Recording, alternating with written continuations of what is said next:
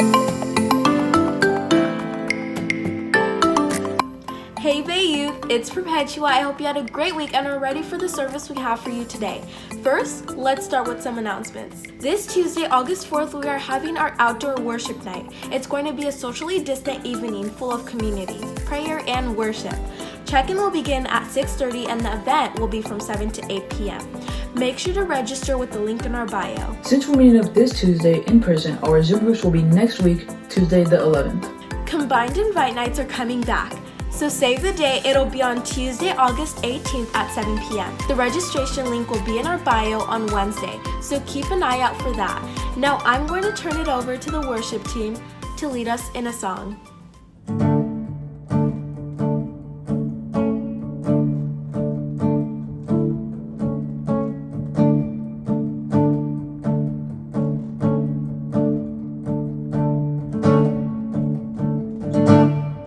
Against all hope, I will believe. The raging wars, you'll fight for peace.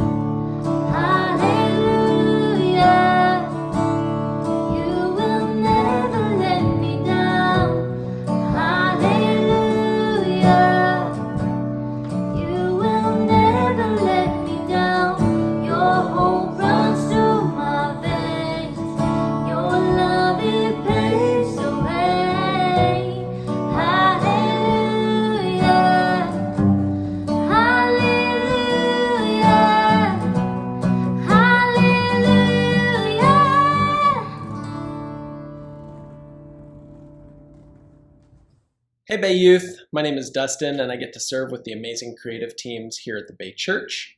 And today I'm going to share a little story about when I first moved out of my parents' house and I wanted to grill for dinner.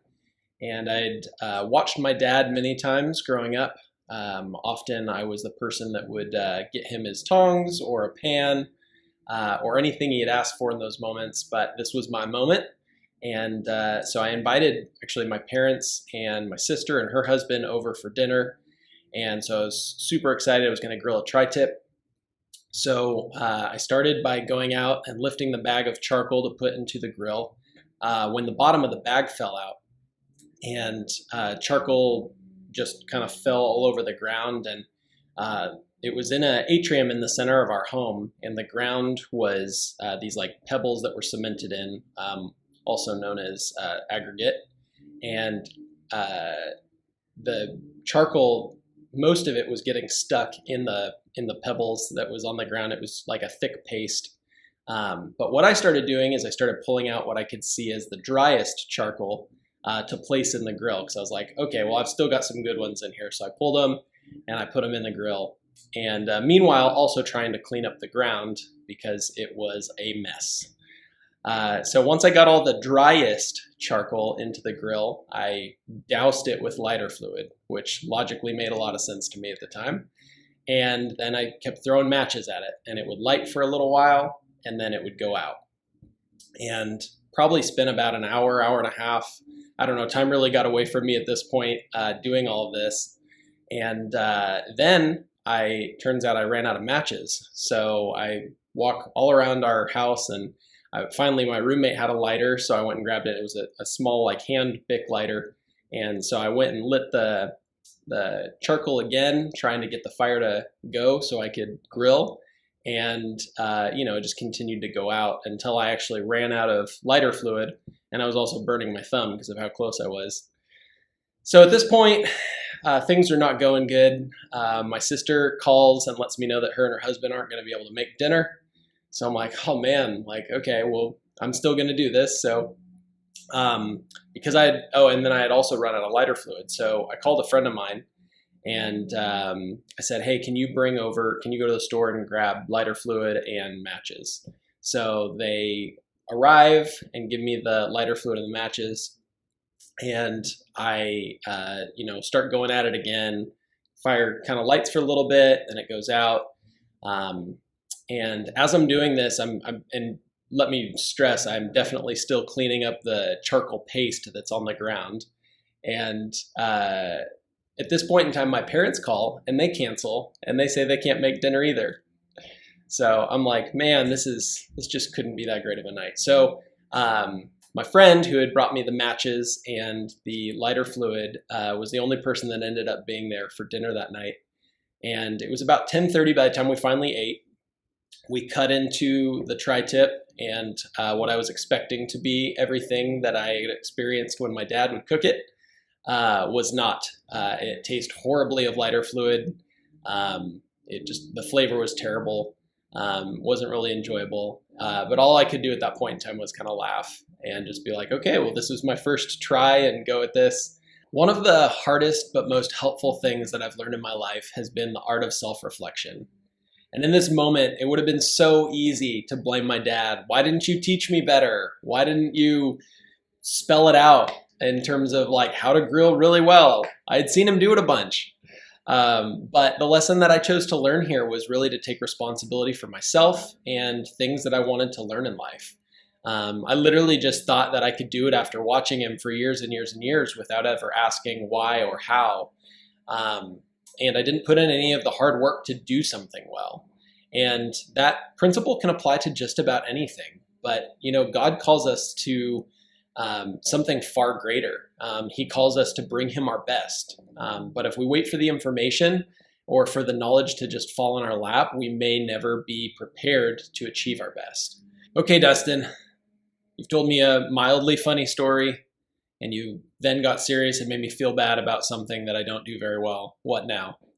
Well, take some time this week. Reflect on something that you've just had to learn out of necessity. Maybe something that someone just handed you and they said, hey, I used to do it this way, and this is how you do it. But you never really pushed past that moment. You never learned how to maybe do it better. You never pushed yourself to do it better than you currently do it or were taught. Figure out what that thing is for you, and all with the focus of bringing God your best in everything we do in life. And, again, don't just wait for somebody else to teach you or bring you up to speed. Take ownership and responsibility. Stay hungry and stay humble. Ooh.